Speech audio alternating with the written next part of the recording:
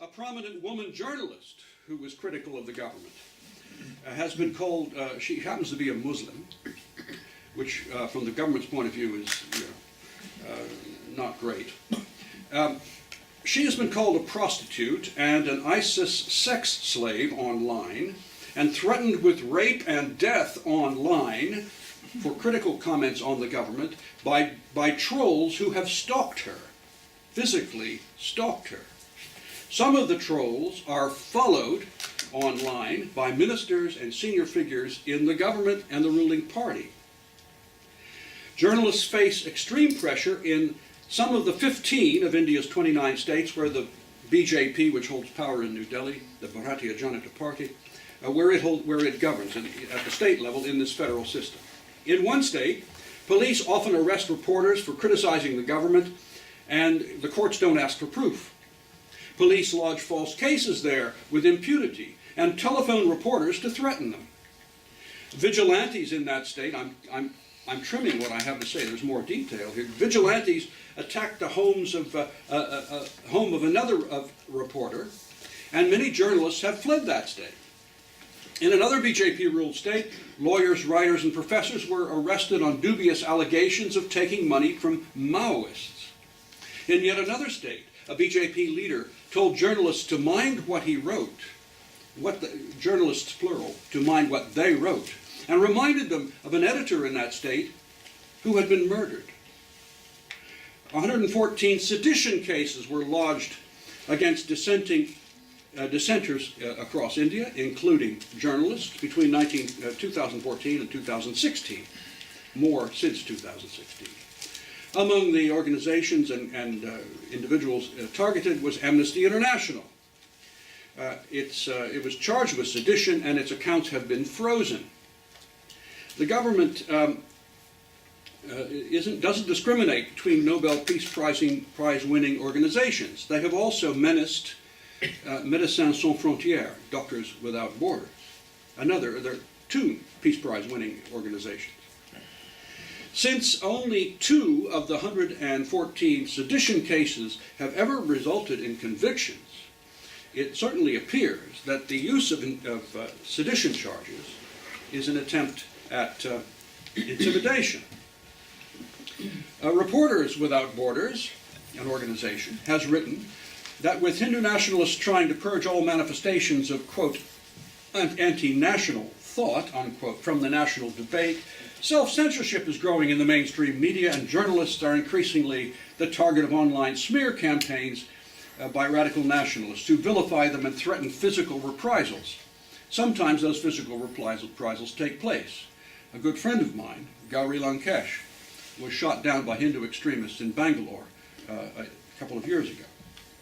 India's media face 2 massive surveillance exercises. First, the ruling party employs at least 250 people. We think the number has grown as the election in May of this year approaches.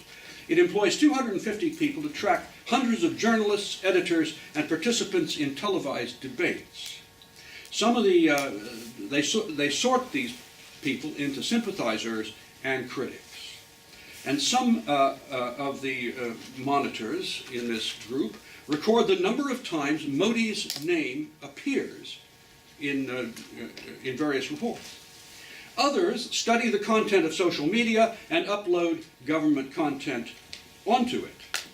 A second surveillance exercise takes place within a government ministry, the Ministry of Information and Broadcasting, which employs 200 people to scrutinize television channels. They compile dossiers on how and how much Modi and Amit Shah, his right-hand man, are covered. The proprietors and editors of channels that give them too little attention are called and warned, and even told how to boost Modi's image, and which of Modi's public statements should be rebroadcast. Talking about women journalists and what has happened with Swati, James talked about the kind of war rooms that are being built to look at what the media is reporting. Swati, on the other hand, did this book called I'm a Troll, where she looked at the whole troll army that is getting after women. And just to take a step back, I just want to say that we discovered while making this film, Velvet Revolution, that The UN had said that women journalists are being doubly attacked in the world. Okay, so last year the figures of journalists killed the world over was 62, out of which 10 were women. This is the highest ever that we've had of female journalists being killed in the world. This is the world scenario. And of course, we've also had blood and gore at our door. I have lost a dear friend in Gauri as well. We cut our teeth in journalism together, we partied together, we protested against different political parties together when they went out of line. But never did we ever imagine that one of us would get gunned down in the manner that she did. But the worst thing about Gauri's death, if the assassination was not horrific enough, it was what happened to her after she died. The kind of trolling, the kind of language that was used. One could not imagine that we lived in a country where we say we are so spiritual and, whatever else we talk of in describing ourselves. How could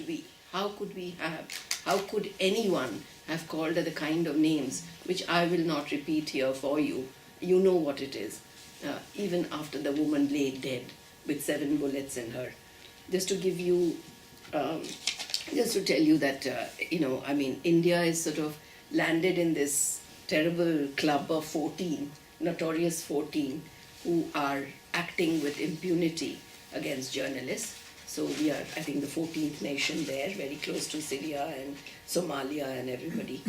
Bangladesh as well, I'm afraid. So the thing is that now you have these war rooms which are prepared, where people are sitting and doing surveillance on every single journalist. Every single journalist, whatever they utter, whatever they write, whatever they say on television, is being monitored. And then what do they do? How are they going to act? If it's bigger people, bigger fish, they come and raid you. If it's smaller fish, then they come after you in different ways. But nowadays one just doesn't know what small or big fish is. Because Mofussil journalists in India are being attacked for going after sand mining, for exposing corruption of local politicians. And journalists are being killed for reporting on environment to politics. And we know that 70% of journalists killed the world over are killed not because they're caught in a crossfire, but because they've been hunted down and killed. Now this is a point that we've been trying to take to civil society, saying that don't think that we knew it was a dangerous job that we had taken on when we chose this profession, but we didn't think that it was going to become dangerous because people were coming after us to kill us. This is a new phenomena, this kind of trolling attack. Women journalists, we found, were doubly attacked. So I told you the figures that we've had last year. United Nations has found that women journalists are now being killed physically, they are being slain, as well as trolled in the most misogynistic manner. Now in India, that however reprehensible the defamation bill was, and however abhorrent the emergency was, and however terrible it was to arrest Kuldeep Nair, B.G. Varghese, Gaur Kishore Ghosh, which Indira Gandhi did. She locked up Bhumiputra, she had opinion hounded, she had mainstream hounded, she had freedom first hounded. Her record in the emergency was terrible. But the fact is she went back to the people, the fact is she did call for an election, and when she lost, she stepped aside. And what I'm trying to get at here is not to praise her for doing what was expected or what was inevitable, but to remind ourselves about one thing, that there were certain norms of democracy. And what's happening today is that the norms are being attacked rather than the laws. The laws are as bad as they were that the British gave us. The sedition laws were created in 1924. The Indian Penal Code goes back to 1860 after the so-called mutiny or war of independence, depending on which side of the political spectrum you are from. So that has always been there. It's not something new. The laws have been there, but there was a decorum about when to use what and why. And that has broken down now.